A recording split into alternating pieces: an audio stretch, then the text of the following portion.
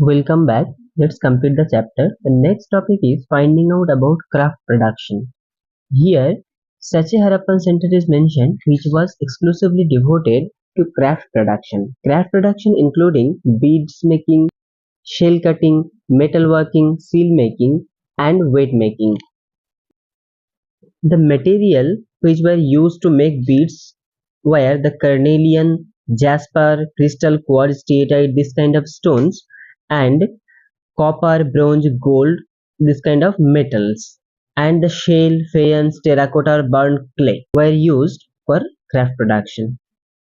Many evidences of craft production were found in Lothal, Dholavira, Nageshwar, and Balakot also. Archaeologists, to finding out the center of production, they have adopted two strategies. One is they were finding out the raw material such as stone nodules and or shells, copper ores, these things, and another one is unfinished object. Obviously, if in any place any kind of craft production will be there, obviously the unfinished objects will be there. So those unfinished objects were archaeologists they found, so they assume that in those area craft production was there. The next topic is strategies for procuring raw material. Harappan people they have adapted some strategies to procure raw material. So first strategy they have taken, that is they established settlements near the source of raw material. Like as an example here it is mentioned that they established settlements near Nageshwar and Balakot as shell was available over there. So to procure shell they established their settlements near that region. Second one is they periodically send expeditions to the region where many raw materials were available. Like they have sent expeditions to the Khetri region of Rajasthan because Rajasthan was very famous for its copper, and to the South India for gold, that is the Kolar gold field. The third strategy is they have made contact with the distant land. Like they procure copper from Oman and many other evidences also that shows us the relations or contact with the distant land or foreign areas. The next topic is seals, script and weights. The first one is seals and sealings. In simple words, seals are the stamps and sealings are the impression of the stamp. Now the question is, what is the purpose of using seals? As you already know, the Harappan people they started trading with the distant land. So seal that is actually conveyed the identity of the sender. Harappan seals usually have a line of writing, probably containing the name and the title of the owner, and with that many motif or decorative designs were there. Those decorative designs mainly conveyed the meaning to those persons who can't read. For the smooth exchange of the goods or commodities, like today Harappan people also they invented the precise system of measures and weights. Like today we are using 100 grams, 200 grams, 500 grams, 1 kg, 2 kg. Like that Harappan people also they prepare their weights. Weights usually made of a stone. That's the name of that stone is called chart, and the shape used to be the cubical shapes, and no marking was there. The lower denominations of weights were binary, like 1, 2, 4, 8, 16, like this, while the higher denominations were of decimal systems. The next topic is ancient authority.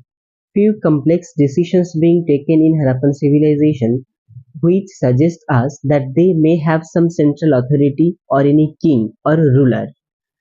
So those complex decisions like the uniformity in the size and ratio of the size of bricks, uniformity of Harappan artifact such as pottery, seals, weights, sending expeditions to other parts of the country.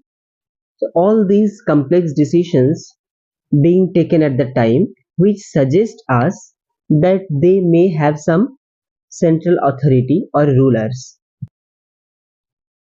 On that note, the archaeologists they got divided into three. First group of archaeologists, according to them, the Harappan society has had no rulers and all the people they enjoyed equal status. The other group of archaeologists they said that In Harappan civilization, no single ruler were there, but several rulers were there. The third group, according to them, there was a single state that given the similarity in artifacts and the evidence for planned settlements and standardized ratio of brick size. This suggests us that there was a single state. The end of the civilization. Archaeologists assumed several reasons for the end of the Harappan civilization. Those were climatic changes, deforestation, excessive floods, or shifting and drying up of the rivers, and invasion of the outsiders. Discovering the Harappan civilization. The first Director General of the Archaeological Survey of India was Alexander Cunningham. Cunningham was very curious regarding the archaeological excavations. Once a Harappan seal was given to Cunningham by an Englishman and he noted the object, but he was unsuccessful to place that within the time frame which he was familiar with.